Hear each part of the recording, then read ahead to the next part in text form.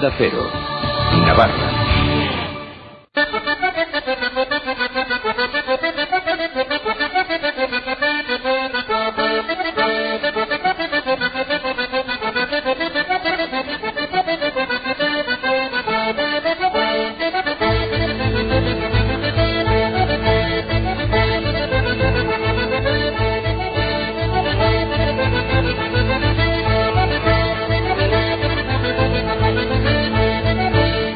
Muy buenas tardes, saludos a todas las personas que nos escuchan desde las distintas emisoras de Onda Cero en Navarra, saben, Pamplona, Tudela, Estella, Alsasua y Elizondo.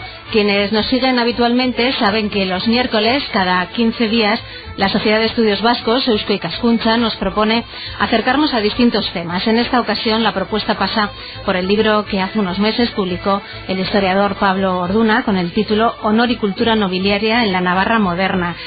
Pablo Orduna nos acompaña esta tarde en los estudios de Onda Cero. Muy buenas tardes. Buenas tardes. Un libro basado en tu tesis doctoral que defendiste en septiembre de 2007, ¿verdad? Correcto.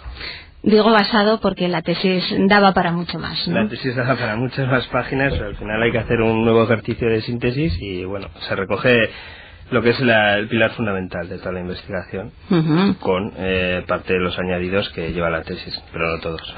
Ha dado para un libro de 400 páginas, decía, hablando antes a micrófono cerrado, que bueno, casi más o menos la mitad, ¿no?, de lo que fue la tesis. Un poquito menos de la mitad. Con eso, bueno, se pueden imaginar cómo sufrieron los miembros del tribunal, que tuvieron que leerse todo. Que tuvieron que leerlo.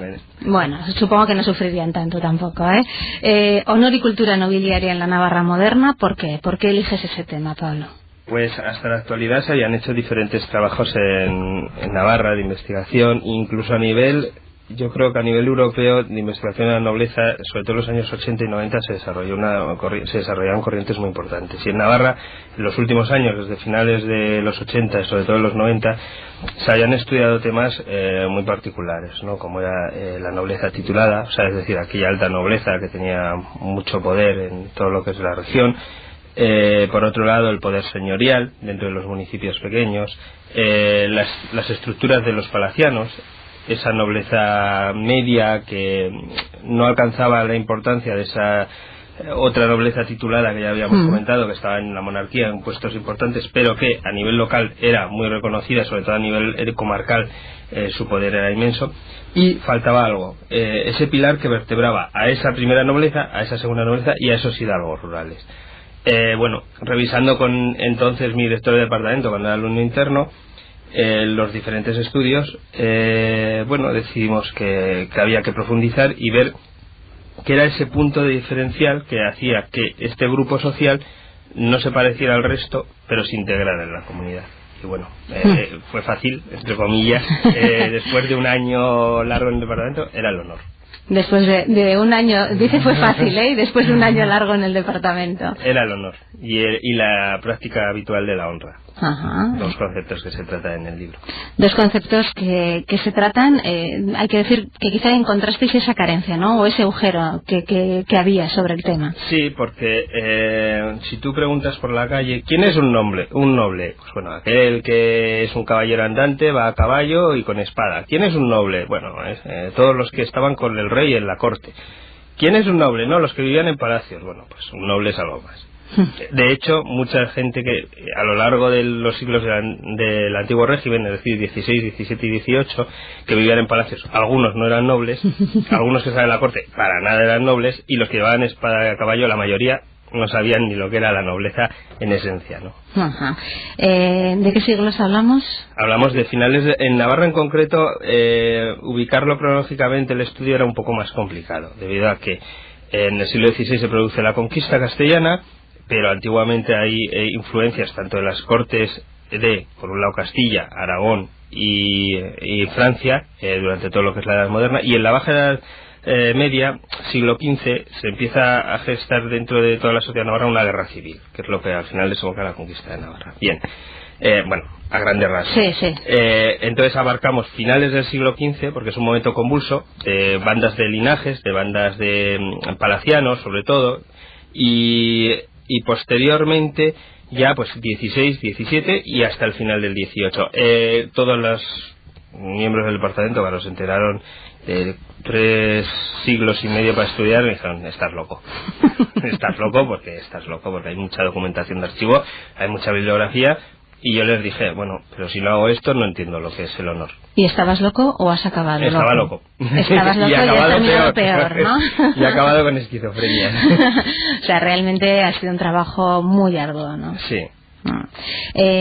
Además de por ser navarro, supongo que la elección de centrar el estudio en el Reino de Navarra es por algo más, ¿no? ¿Qué peculiaridades tenía? Ya has avanzado un poquito, ¿no? La situación quizá no era la misma que la de otros lugares. Eran 3 principales. Por un lado, bueno, todo lo que he comentado, se gesta una guerra civil que desemboca en una conquista de otra corona sobre Navarra, lo cual produce cambios en las élites de ese reino. Por otro lado, ya en sí mismas esas élites tienen unas peculiaridades diferentes a los que puedan ser pues reinos vecinos como la corona de Aragón o la misma corona castellana, pero incluso a regiones tan cercanas como el Guipúzcoa, Álava o incluso principados que han pertenecido al reino de Navarra como Bear. Tienen peculiaridades particulares, es decir, por ejemplo, el grupo es en la nobleza media palaciana, que es muy diferente a las noblezas medias que podemos encontrar en Castilla o en Aragón, aunque con Aragón hay alguna similitud. Y por otro lado, el último punto muy importante es una sociedad de frontera. Es decir, Navarra era una bisagra entre 2 grandes potencias, antiguamente entre 3, Aragón, Castilla y Francia, ahora es entre 2, lo que es Castilla y Aragón como corona, y Francia. Entonces, en una zona de confrontación de 2 grandes reinos, se puede pensar que lo único que da pie es a batallas. Bueno, pues da batallas para la gestión de una cultura muy particular. Se gesta una forma de entender el medio como vamos a decir esponja. Ellos atraen las esencias de todo lo que tienen alrededor. Es un territorio muy pequeño, pero con mucha influencia francesa, mucha influencia castellana, muchísima influencia aragonesa. Eso se ve en temas que ya se ha estudiado en Navarra, como el bandolerismo y así, pero en la nobleza también.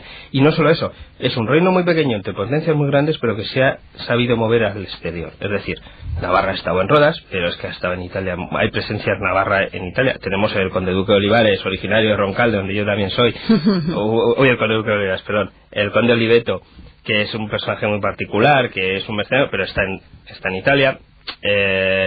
Tenemos también, por ejemplo, gente en la corte en Castilla que por vínculos familiares se movieron, por ejemplo, a Guipúzcoa, a Álava y luego acabaron en Madrid, incluso antes de la conquista, hay algún ejemplo, y ya posteriormente, bueno, los navarros eran muy pocos en el contexto de Europa, pero estuvieron en América, estuvieron en Madrid, estuvieron en Nápoles, estuvieron en Milán, en Roma y podemos seguir. Incluso estuvieron en Francia en puestos muy importantes antes y después del siglo XV. Una vez que decides el marco geográfico, el marco cronológico, el tema, todo decidido, ¿cómo se estructura el trabajo, Pablo? El trabajo se estructura en tres fases. Una metodológica, es decir, diseñar objetivos y fuentes a consultar. Otra de investigación de campo, es decir, bueno, dividida en 2 secciones. Por un lado, el trabajo de archivo y por otro lado, el trabajo de biblioteca, ¿no? El ratón de biblioteca que hay que buscar lo ya hecho. Y por último, lo que es la investigación en sí. Y entonces se decide abarcar en diferentes puntos. En el concreto, en el libro, porque la tesis son muchos, sería muy largo, pero en el libro se ha seleccionado 2 partes que engloban, por un lado, una parte ya más metodológica de concepto de honra, concepto de cortesía, concepto de nobleza, la educación de ese noble, el contexto cultural de ese noble, y por último, que es igual la más atractiva, la defensa de ese honor y sobre todo las preeminencias y preferencias que tiene el marco social esa nobleza. Es decir, me explico. Por un lado, cómo se forma ese, como diríamos los historiadores, etos o antropólogos, ese etos nobiliario, ese ser noble, y por otro lado, cómo se desempeña ese papel de ser noble en la comunidad, con sus pros y sus contras. Ya. Decías el honor, la honra. ¿Hay diferencia realmente o en qué se diferencian esos 2 conceptos? Esa misma pregunta me la hicieron en el tribunal de tesis y acabamos en confrontación dialéctica intelectual con yo no quien me hizo. No tengo intención de confrontar contigo. Yo entiendo la honra y el honor durante el antiguo régimen de la siguiente forma. El honor es algo moral, es algo que llega en esencia al noble. Al resto de los estados, los llamados tradicionalmente estados o estamentos, no es así, habría que explicarlo. Y por otro lado, la honra es la práctica de ese honor. Me explico. Chochadís cuando habla de Felipe II, de 3 tipos de honor. un honor de riqueza, es decir, aquel que se adquiere con dinero, comprando palacios, viviendo en él, comprando joyas, llevándolas, al cual pueden acceder tanto nobles como no nobles. Hay que tener en cuenta que a finales del antiguo régimen, sobre todo en el final del siglo XVII y en el siglo XVIII es mucho más evidente, esa pequeña burguesía ha crecido, tiene mucho más poder, ha comprado todos los méritos a la nobleza, es decir, yo le doy dinero al rey, el rey me da lo que quiere. Y empieza a pugnar con esa otra nobleza de nacimiento, de cuna, digamos. Bien, pues estos tienen un honor de dinero, de riqueza, de yo pago, yo compro bienes, preferencias y joyas que me hacen lucir frente al resto de mis vecinos. Por otro lado hay un honor de méritos, se podría llamar así, que es decir, aquellos nobles y no nobles, pero sobre todo nobles, que han hecho un servicio a la nobleza del reino, en un primer lugar cuando eran bandos, luego al rey cuando ya se establece la monarquía hispánica en Navarra, pues en compensación por esos servicios en la guerra, en esos servicios en la administración, van recibiendo o títulos o nuevos cargos más importantes, lo cual tiene mucha importancia a nivel de la vida diaria, el tener un cargo público, o incluso prebendas, es decir, poder controlar el almudi de Tudela y sacar réditos económicos de ello, etcétera. Y por último, el último tipo de honor es el honor en esencia, el honor del nacimiento, el honor de la cuna. Claro, eso te iba a decir, hay un honor con el que se nace y otro quizá el que se puede hacer, ¿no? Nacen unos pocos, que simplemente por haber nacido lo posees. Es decir, hay 3 grados, pero eso es lo que diferencia, por ejemplo, a un hidalgo rural que trabaja con su vamos a poner otra vez a mi valle o al valle de al lado, que es igual, los jalatencos también son hidalgos, aunque a veces no nos entendamos. Ellos nacen con una hidalguía y sin embargo trabajan llevando sus ganados, cuidando sus huertas. Lo mismo ocurre en Mactal, lo mismo ocurre en Mérida, ocurre en muchos sitios. Incluso a nivel ya peninsular, en Asturias son nobles, todos los asturianos son nobles, son hidalgos, pero la vida es una vida diaria normal de un campesino, pero le diferencia con respecto a su... En el caso de los valles no, porque todos, menos igual agotes, otros grupos marginados, todos son nobles, pero en el caso de una ciudad, bueno, es hidalguillo que viene a Pamplona, pero sigue siendo noble. Tiene su escudo en la casa, podemos ver muchas casas del casco antiguo de Pamplona, son casi todas del 19, pero bueno, con su escudo del valle, etc., muestran su hidalguía, ¿no? Y luego, bueno, a nivel de titulado, ese título, esas cosas, pero también esa esencia, ¿no? ¿Y qué obligaciones implica tener ese honor de nacimiento? Un tipo de conducta reglada. Es decir, eres el espejo para la sociedad. Si infringes determinadas normas socioculturales, puedes ver manchada esa honra. No perderás ese honor, porque te viene de nacimiento, pero sí tu honra. Ahí es lo que antes explicaba yo. Una cosa es el honor y otra cosa es la honra, la práctica de ese honor. Claro, la honra es esa, el llevar a la práctica eso con lo que has nacido o que has conseguido. Puede haber un noble que el día a día lleva su mochila con todo su honor adquirido por el linaje de sangre, pero vivir de forma deshonrosa y ser mal visto por la comunidad. Y juzgado y criticado por ello. Su honor no lo pierde, su honra no está presente, esa es la diferencia. Sin embargo, aquel que no nace con esa cuna dorada, pues puede tener una honra muy vistosa y ganar honores, o bien por dinero o por favores, pero puede llevar una vida al día a día con esa honra presente, es decir, ser reconocido como persona honrada, además de otras cosas de la época como cristiano viejo, etc., pero bueno, ser una persona honrada y bien vista por su comunidad, aunque nunca podrá adquirir a tener un escudo en su casa u otras cosas. Existe mucha documentación, muchas fuentes en las que uno entrar y poder investigar sobre este tema. Es que lo primero que te preguntan cuando, sobre todo familiares y amigos, ¿de qué vas a hacer la tesis? Sobre la nobleza. Joder, qué rancio eres, y todo el mundo hace lo mismo. Y les dices, pues mira, en mi caso, y en el caso en concreto que quería investigar, es por una sencilla razón, porque hay fuentes públicas y privadas.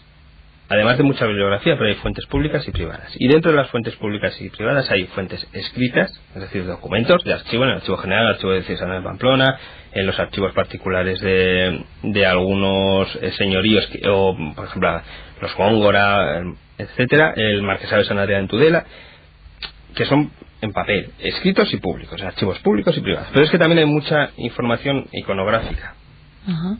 Es decir, a través de obras de arte, a través de textos literarios de época con grabados, etcétera. Y luego hay mucha literatura de época, es decir, del siglo XVI, XVII y XVIII. Y no solo literatura, manuales de cortesía, manuales de buenas maneras, manuales de duelo para defender ese honor, que existen, hay uno en la Biblioteca General, etcétera, sino también hay literatura. Pues tenemos a Calderón, tenemos a Quevedo, que habla de la figura del noble y lo juzga. Y eso también hay de labradores, así, pero la documentación de la nobleza es mucho más rica. Ya, o sea que en documentación privada también, fuentes privadas también. En mi caso he tenido el gusto de poder contar con, por ejemplo, una pieza muy bonita, que era una defensa de hidalguía de la casa Esparza de San Martín de Uns. Una monjica que estaba en el convento de las Adoratrices le llegó de sus familiares porque pertenecía a esa casa, que son originarios de Salazar, y me la dejó. Y bueno, pues ahí se habla de, pues eso, del origen del honor familiar desde tiempos de Tubal hasta el anterior habitante de la casa. Entonces hay documentación muy buena, es mucho más rica a veces que... Claro, muy interesante, ¿no? Supongo. Sí, porque además la visión, por ejemplo, si tú consultas los fondos del Marqués de San Adrián en Tudela, sus fondos son muy peculiares, porque es la visión de la familia de su entorno.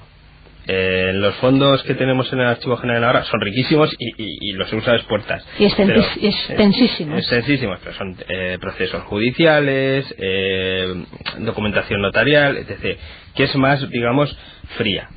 La documentación privada pues, es realmente rica y viva, sobre todo viva. Supongo que fueron muchísimas las cosas que se hicieron por defender ese honor, esa honra. No sé, cuéntanos así, de qué manera habitualmente se defendía. Cuando acabas una investigación así sobre este tema y te dicen, ¿qué hicieron para defender ese honor? Mentir, engañar y matar. Puedes llegar a decir, porque es lo que más choca. No queda muy bien, ¿no? No queda muy bien, pero es que no solo se hizo eso. Se educó al vástago de la casa, se le formó no solo en armas, sino en letras y en cargos prácticos. Es verdad, la nobleza no puede trabajar en cualquier trabajo. Excluimos pues esa pequeña hidalguía que también es agricultor o ganadero o lo que sea, pero en principio la nobleza hay trabajos mecánicos que no hace, pero hay trabajos que sí están predispuestos para ellos, han nacido para ellos. Aquí distinguimos lo que en Francia distinguen entre nobleza de armas y nobleza de pluma, es decir, cuando pasa el siglo XVI y el XVII y la corte se vuelve un ente administrativo, dejan de querer ser grandes caballeros andantes para ser grandes validos o grandes secretarios de Estado, que además de dar muchos honores daba mucho dinero. Pero bueno, pues eso, se le forma. Por otro lado, se defiende de dos formas. La forma más brusca, que es la de pelear, matar y engañar, sí. Es decir, si a mí me causas una injuria de palabra, de preeminencia, luego lo explico, o física, me pegas y tú no eres noble y no tienes derecho a pegarme un bofetón, yo me defiendo, te reto a duelo. Hasta la Baja Edad Media el duelo era una forma de justicia, se entendía como una forma de justicia, era una forma de arreglar un problema legal, ¿no? Entre dos personas que se sentían afrentadas, pues había distintos tipos, las calumnias, había desde prenderle a uno la mano y a quien más o menos ampolla le salía era quien tenía razón, había ese tipo. Luego eso se quiere acabar. De hecho, durante todo el antiguo régimen del que estamos hablando se intenta evitar que se produzcan duelos, pero los nobles, y a veces no los nobles, van a duelo. En Pamplona, la Taconera. En Tudela, donde ahora está la Torre de Monreal, una colinita que hay, se producen duelos. En cada sitio tenía su sitio para duelo. En Po, el castillo de Po en Francia, muchos nobles navarros, sobre todo en el siglo XVI a principios, van a Po porque sigue estando el rey de Navarra, se supone, el rey legítimo de Navarra, y defienden su honor ante el rey delante del palacio organiza el duelo. Por otro lado hay otro tipo, que es la defensa de la preeminencia en la comunidad, es decir, yo si hay una procesión voy delante tuya, y se defiende.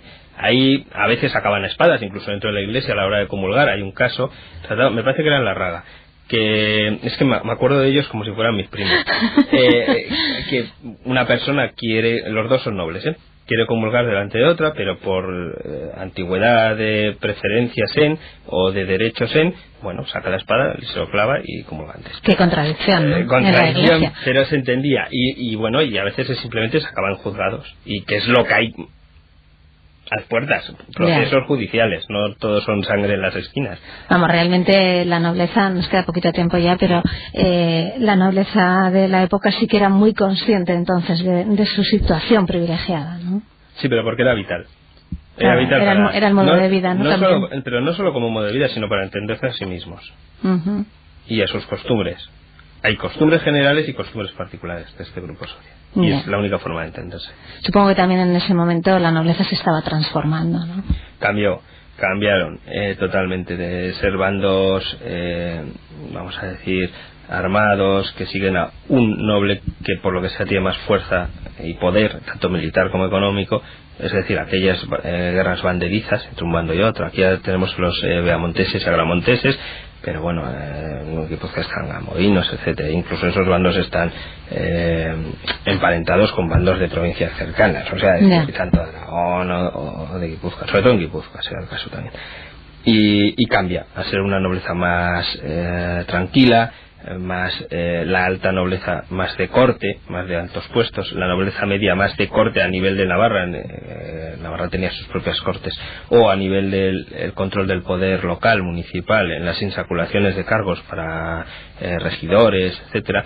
Y luego los hidalgos son los que más pelean, pero ya no en batallas ni grandes confrontaciones entre una familia y otra familia, un linaje y otro linaje, sino yo soy hidalgo y aunque no sea rico y aunque no viva en un gran palacio, mi sitio en la iglesia está 4 bancos por delante que el resto, o mi sitio en los festejos taurinos que se celebran en la plaza es delante, yo no quiero estar detrás, yo tengo derecho a acudir. Esas son el cambio, se produce un cambio en la defensa de su propia personalidad a la defensa de los intereses de un bando, es la diferencia. Este libro, Pablo, Honor y Cultura Nobiliaria en la Navarra Moderna, está escrito para historiadores o puede hacerse con él cualquier persona a la que le interese la historia de Navarra. Como te decía al principio, cuando se acabó la tesis y te planteas publicarlo, tienes que hacer un ejercicio de síntesis. Por un lado, escoger lo mejor, la esencia, pero luego adaptarla.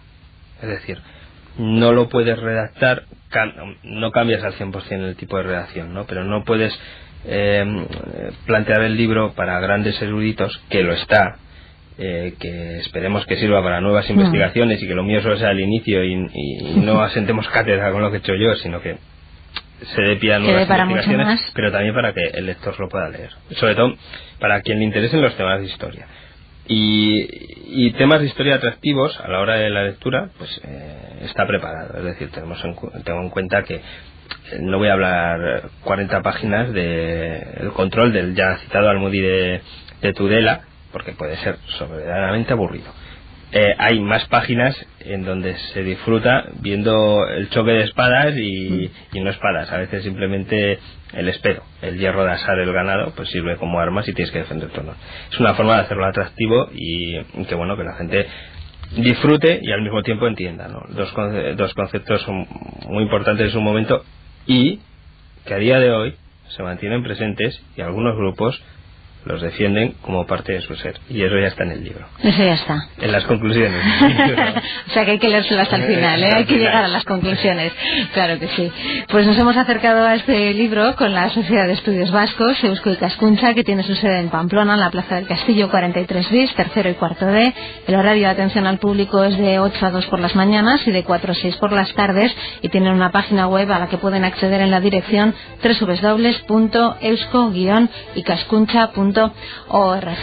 Pablo Orduna, muchísimas gracias por estar con nosotros hoy aquí en Onda Cero. A vosotros.